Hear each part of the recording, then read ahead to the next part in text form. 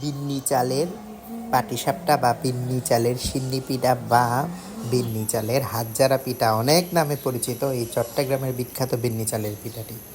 এই পিঠাটি বানাতে হলে আপনাকে বিন্নি চাল নিয়ে এই বিন্নি চালটি সারা রাত পানিতে ভিজিয়ে দিয়ে পরের দিন রোদে শুকিয়ে তারপর ব্লেন্ডার করে বা চালের গুঁড়া করে গুঁড়াগুলো আবার ছাঁকনি দিয়ে ছেলে একদম ঝুরঝুরা করা ফেলার পর চামচ দিয়ে এইভাবে একটা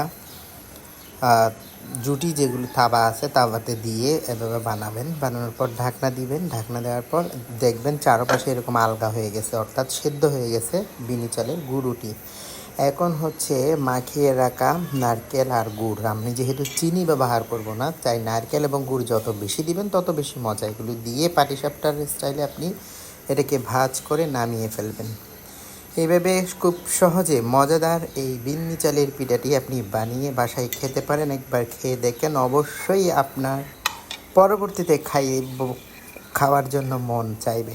আমার পিঠাটিও কম সুন্দর হয়েছে, যাই হোক অনেক সুন্দর মজা হয়েছে, সবাই মজা করে খেয়েছে।